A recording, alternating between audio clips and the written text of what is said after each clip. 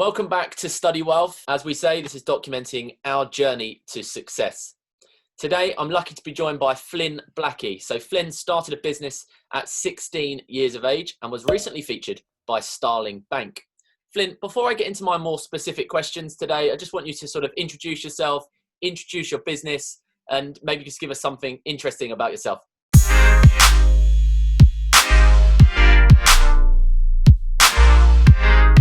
So I started my business officially when I was 16 years old. Since then, it's been growing. It's been going really well. And yeah, Mod Digital and myself, we're looking forward to the future. We help businesses get more customers, and that's what we plan on continuing to do. That's great, Flynn. Thanks for that. And you may have seen that the previous video to this one, we just like to get to know the person behind the business before we sort of get into talking about business and your particular sort of web design and marketing business. I just want to sort of understand you as a person a little bit more and how you actually found marketing, web design. Again, you're someone that started a business from such a young age. So where did it all start for you, Flynn? Probably when I was like 15, I got an ad for Wix.com. I think I was just scrolling through YouTube videos, bored. I didn't have anything to do. So I went on and started playing around with it. And then it was like kind of fun, to be honest. I was like, oh, this isn't so bad. And then a couple months later, I was looking at some ways to make money online. Just as a teenager, obviously making money online is probably one of the easiest ways, especially growing up in my generation, for somebody young to get started is to use a laptop. It's, you're kind of behind it. Do you know what I mean? And so I had to play around with Wix again, with a design for my barber, who unfortunately I'm missing at the moment. And so that kind of went well. I thought, oh, this actually looks pretty good. I was sat with my brother and I showed him it, and he was like, yeah, that actually looks pretty decent. So I then went and showed it to my barber. He liked it, and he was like, okay, I'll give you some money for it. We can get up and running. And then, from there, built up a client base, followed demand, and then I kind of got into marketing from that. It's amazing. And would you say, I think it's good for the audience to have a sort of case study example with that barber shop. I believe it's called Bar Bros. Is that correct? Yeah, that's right. And would you say that first opportunity for you, just going and showcasing your sort of work to them and them saying, okay, no worries, I'll give you money for it, showed that you can sort of turn that into a real business, because you're sort of turning a product that's an idea, but you're creating a service from it. So was that something that you think was your sort of first opportunity? And if so, can you give us a sort of case study to how it actually helped you? Yeah, I think it gave me a huge boost of confidence to know that my very first design was like buyable. Somebody bought the first kind of website that I made professionally, I guess. It gave me, I think confidence was the biggest boost it gave me, realizing that, I can actually make something here that people will buy. And that was big for me, I got a lot of confidence out of that. I think that was the biggest thing, especially being young. Confidence is one of the most kind of important things you need. Good. And touching on your age there, Flynn, 17 years of age now, you started your sort of Mod Digital marketing design business at the age of 16. At that time, lots of people are going through school, going through the system. Why do you think it was different for you? And sort of what drives you to do well now at such a young age? You're doing something completely different. Why do you think that is? What's driving you to do well in that? Nothing makes me happier than getting my clients' results. That's my biggest motivator. If my clients are happy, I'm happy. Because without happy clients and without the results I get them, I wouldn't have a business. And so the biggest motivator is getting clients good results. And, the getting paid and the money side is definitely a positive side effect, but it's like a positive side effect to bringing other people success. And that's what puts a smile on my face. That's amazing. So your success is the success of other businesses, isn't it? Really, that's kind Definitely. Exactly. Yeah. that's great. And so that sort of helps the audience with getting to know you as a person, you know, understanding how it all started for you and what drives you now. I just want to move on to the business, and I've got the website here in front of me, and I can see you've got kind of 6 parts to this sort of web design and marketing company. So you've got, you know, website design and development, you've got social media marketing, influencer marketing, paid advertising, videography, inbound marketing, all a bit of a mouthful, and there's lots going on there. Is there something that you particularly concentrate on? Because sometimes, and you know, a lot of business talk around, if you're doing too much at any one time, it can be, you know, average of all. But is there anything there that you believe that your company really excels in? Definitely. When I sell to somebody, I focus definitely on websites and paid advertising, paid marketing. Okay. Because like I say, results is the most important thing for me, and that's what gets people the best results. So paid marketing's for me is Google ads and Facebook ads. Yeah. I've dabbled with Snapchat ads and all those kind of businesses, but most importantly, Google and Facebook. Pay-per-click on Google sort of stuff, and then Facebook ads is obviously every 5th post when you're scrolling through your Instagram feed is a sponsored ad. So yeah, there's huge potential for getting in front of exactly who my clients want to see. And I was doing some reading on sort of social media advertising, Flynn, and I saw that sort of, you know, there's about £3 billion a year spent on social media advertising. Just to get your view on it, this is the center of your business. What, and throwing it on you here a little bit, but in terms of the platform, do you believe Facebook is the platform now to be doing advertising on, or do you think there's better organic reach on other platforms? When you compare it to paid advertising, and specifically when you compare the cost of that to other streams such as, you know, television and stuff like that, Facebook comes out trumps every single time, because one, it's a lot cheaper, because it's a lot more measurable. It can be a lot cheaper because you're not targeting a wide audience, you're targeting your specific demographic. Yeah. So you're specifying where you want your money spent, as opposed to like a blanket of a lot of people, and then hopefully out of those people buy from you. Mentioned there that sort of social media marketing, it gets trumped because of that specific nature that it has on it. And Gary Vee mentioned something called sort of underpriced attention. Is that something that you believe exists now in terms of within the social media platforms, the attention you're getting is cheaper when you're advertising? But also, do you think it's something that will last, or do you think it will replace TV in a few years' time? Is it something that you think social media will become the next biggest marketing channel in the future? You can already see at the moment that it's getting so much attention. And like you say, 3 billion for a reason, you know what I mean? It's gonna take over for sure. It might not be Facebook. Obviously we've got TikTok on the rise at the moment. Yeah. But there'll always be a social media that's gonna come out on top. And in terms of your business and the specific sort of performance indicators that you have for your clients, what is the sort of biggest performance indicator for your customers? For them, cost per lead / sale, to be honest. I, of course, analyze all the metrics to ensure they're getting these. So engagement, bounce rates, cost per click, etc. But the only thing that matters to the clients is the return on their investment. And for me, as long as they're satisfied with that, we're all winning. Yeah. That's really helpful. And I think that gives what we've got there, we give an idea to people and what it actually means to have a business like yours and the different parts to it. Do you think, just last question on the business side of things, do you think influencer marketing is something that's rising? It's just, I see it as part of your business there. Is that something that the more and more influence there are, and the newer, you know, with TikTok, there's now TikTok influencers, and with the next platform, there's another influencer. Do you think that's an opportunity for businesses like yours to really sort of use those individuals to market other businesses?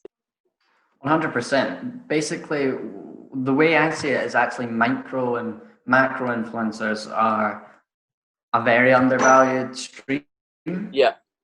Because you can tap into the audience of like people with 4,000 followers and stuff like that, but it might be really niche, or you might find someone with a pet dog, or a dog page with only like 4,000 followers, but of that the engagement rate's really high and you don't need to pay them a lot of money. Yeah, and now we've sort of got to understand the business, understand you a bit more. A lot of people on this channel that are watching this are interested in sort of what it actually takes to start a business, and I think the best way to sort of highlight that and teach my audience that is to have people on who have actually started it. And you left school at, I think it was June 2019, at the age of 16, 17, that sort of time of your life. It's quite a big move to make, and I just sort of want to know whether, I believe it was a side hustle that it started as. What did it require for you to actually get that up and running, and how did you come to make that big decision to leave school and not continue your education? So after I'd started building up my portfolio, and I actually had people starting to come to me instead of me always kind of cold calling or cold emailing to them, that's when I decided that things were going well and I wanted to pursue them further. So then it was decision time, leave or stay. The option wasn't really there to do both. Like, if you can imagine juggling two eggs, one being school and one being the business, eventually one's going to crack. And so the way I looked at it, it was better to, put one down gently and just hold the other. Do you think in doing that, in making that decision and the decision you made to do that, do you think there is a little bit of a shift in the world now away from sort of your academic scores that are written down on a CV compared to sort of real world experience? Do you think you valued the last year or so in getting that real world experience, or do you think you've missed out on the sort of academic side? It's just a bit of a balance, isn't it, between the two? Yeah, real world experience and like experience in the workplace serves you so well. One of the things I really valued at school was doing my work experience. That's actually something I forgot to mention. I did a bit of work experience at a web design agency. That was after I'd made the first website for the barber shop, but that kind of guided me along the journey a bit more, and that I quite enjoyed working with websites. That's good. But yeah, definitely work experience for me was a really good thing that I did at school, and getting the experience in real life was, I think it's something that they should look at more. I know that work experience, they can't just send kids out all the time, but I'm sure there's definitely ways that schools, even if they had like a subject, like I know actually from watching your last video with Dean, that emotional intelligence is quite a big part, and it's not something that school really touches on. But something that would serve people really well. It's something that was properly brand new to me when I left, was having to deal with people and stuff like that. So yeah. And in terms of sort of Mod Digital and what you're doing now, I mean, we're in very strange circumstances with the coronavirus and with lockdown. What is Mod Digital doing to support those small businesses? And also, do you think there's been any good examples of businesses that have actually done really badly during this time? Yeah, definitely. So we've been taking businesses with either, well, I guess they're coming to us, and it's mostly businesses with either old, little or no online presence who are realizing now that they need one. So we're helping them to survive and kind of thrive, to be honest, by building them websites at a discount and offering them free social media advice. And sometimes, if they've got something that they can still sell during this period, we're able to offer our paid marketing as well. And in terms of an example, I can think of a great one. Yeah. And I'm not sure if you knew, Primark went from 650 million in sales to zero because they don't sell online. How crazy is it? 650 to zero, just because they don't support like an e-commerce website. Flynn, you need to get in contact with them. I think they need your services. That would be special. And also, I mean, looking at it from a business perspective, you're someone who's very experienced in building that online presence because you offer the services you do with web design and influencer marketing. How can companies increase their digital presence during this time now? Sort of where would you start in your opinion? Yeah, the best place to start is to get a professional website, because first impressions are everything. And even if you don't have case studies or a portfolio, you can still sell people with a professional design, because like in most people's eyes, professional website equals professional service. Yeah. And also, if you have a social media presence too, make sure to post all of your work over there. Keep pressing with your content, get everything out there, because people want to see legitimacy and want to see what you're all about. That's really interesting, and I think that's some great advice there, is sort of to manage the two together in a way. Don't look at the two parts that you're doing, building a social media presence and building a company on a website, as two individual things. They should be working in unison, and you should be putting your work on social media to highlight what you're doing and get in amongst the sort of the communities out there and showcase your pages. Is that something that you would agree with? Definitely. Put your website in your bio so that people can see your content on social media, go to your website, and then book or buy. It's really, really useful, and my audience are really going to value from this, Flynn. I can't thank you enough. And before I sort of move on to my last two main sort of closing questions, I just want to make sure that my audience can direct anywhere that you want them to. So just the website would be useful if you could sort of put that on, and I'll put it on the bottom of the screen here as well. And also your Twitter handle or Instagram, whatever you want them to be directed to. If you could just give the audience. Yeah, definitely. Yeah, so the website is www.moddigital.co.uk. And if you want, to speak personally to me, go at FLXNN on Instagram. And then if you want to have a look at our portfolio and our services in a bit more detail, go to our Instagram at moddigital. That's really useful. And everyone, please go follow Flynn. He's on an amazing journey to success, which is what Study Wealth is all about. Flynn, last couple of questions. We've got the average of 5 challenge left. We're going to save that till the end. But just before then, I just want to talk to you about the future vision / goals for a business. I talk in my personal finance side to this channel, and I did it with Dean last time, the importance of goal setting and highlighting that importance. What have you got for the business, but also for yourself in the future, sort of goal setting? What's going on with you? What's the future goal? Coaching businesses so that they can do it themselves, instead of always, my agency taking on everything for them. It'd be good to be able to help them do it themselves as well. Amazing. Public speaking, I'm interested in helping a big audience like that, whether just through verbal advice as opposed to like personal coaching. And then definitely helping young people through perhaps online courses, how to get started, and even through employment. I know that young people are capable and often underrated. So being able to help them through employment is definitely something I'd look at. And then just continuing with what we're doing at the moment and getting people results. That's really good, Flynn. And I really like that point you mentioned there. I do think, especially sort of in the corporate world and in sort of your normal employment, going through the ladder, everyone sort of it feels like you're really truly valued once you've got a lot of experience under your belt. But actually, there's a lot of value. And I think, you'd agree with it here, that there's a lot of value in people that are starting new and come into a business who are young, who think completely differently to what all of the other sort of experienced people do, and actually lead to the business innovating way quicker than it would if a sort of more experienced person was running it. Definitely. And people want to prove themselves, so they're going to do as much as they can to prove themselves. And so that's kind of what I did. I'll prove myself to you by providing as good a service as I can.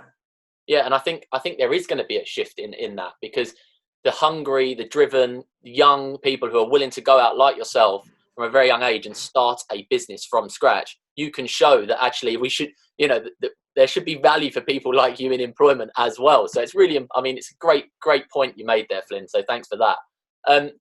Just before we sort of close up completely, we've got my last challenge, which I know I've given you a bit of time to prepare for, so I hope you have some good names for me. We've called it the average of 5 challenge. And the way it goes is that the saying is you are the average of your 5 closest people. So obviously we're in lockdown circumstances still, despite the change of stay at home.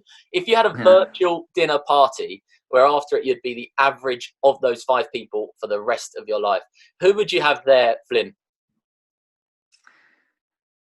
Probably Cristiano Ronaldo. Okay, that's good. That's similar to, that's Dean on a Dean's. Oh yeah. I remember that from the video actually. But yeah, just because he's like a passionate guy, he's not just focused on like the football. Obviously, he's done amazing with, but he's a smart guy. Second, Drake, because hugely underrated. His music's great, but I don't mean underrated like that. The guy is a business genius. He's so intelligent with the way like he knows how to release a song, how to make it go viral, and all of that stuff, how to like drop it in a certain order, all of that kind of teasing and all that. Don't interrupt you there, Flynn, but I think it's such a good point with Drake. Is it the Tootsie Slide, the new song now? It was basically made for TikTok, right? He was so cleverly 100%. Yeah, and he just I put a post up recently on Study Wealth. You may or may not have seen it, but it was his mattress at home costs him £350,000 or dollars, obviously. But I completely agree. I was actually surprised at how business savvy Drake is. I mean, he's got some amazing, I know he owns a private jet for one, but he's got some amazing business ventures that no one actually knows about. I mean, he's almost his own venture capitalist in a way. He buys into a lot of startups. It's a really good point. And so number 3. Very smart guy. Number 3, let's go Gary Vaynerchuk, just because he's, what I like about him is, like I say, his ability in helping people. He does this kind of Q&As and tea with Gary V and all that stuff, and his advice is brilliant. I think what he's really good at is helping people to, like, a self-diagnosis is what I would call it. Like, he doesn't really solve the problem for them. He just helps them work out what the problem is, which is so cool to watch. It's so true as well, because even when I've been watching those sort of tea with Gary, but he just gives value free of charge. It's amazing how he's created a business model on basically giving everything away for free. But also, I think it's amazing when he has the calls with people, and it just seems the advice he's giving is just so practical and so obvious, but it takes them a while to get there. And he's like, I'm not doing anything magical here. I'm literally just telling you the truth. But you know, it is different to what everyone else is doing out there. If we think of the other big names, Grant Cardone, I think is another example. He's very different, where he charges for quite a lot of his services. Whereas Gary V is just all about giving value. So I think that's why a lot of people of our generation find him really sort of motivational and also helpful in everything he talks about. Yeah, definitely. So we got is it one more name? So we've got Cristiano Ronaldo, we've got Drake, we've got Gary V. We got 2 more. Two more. Jeffrey Immelt, because one of my favorite analogies is the accelerator effect, one I use in my case study video actually, and that's when you put your foot on the gas in this company, the car moves forward. And obviously that sounds blatantly obvious, but there's so many businesses where it's unpredictable where the company will go when you put their foot in the gas. And so kind of what I play on is building a system where you can generate customers with predictability and know where you're going with things. And that's why I really like Jeffrey Immelt. He's GE? Yeah, GE. He's the CEO of. Yeah, that's really good. And then who are you closing with? I was caught between Peter Jones and Alan Sugar. Oh, nice. Probably Alan Sugar, because he kind of started from the bottom and he's ruthless. He's very, probably quite a lot of he plays on because it's good for him. But yeah, he's ruthless with what he does, and that's why I admire him. Peter Jones as well, he kind of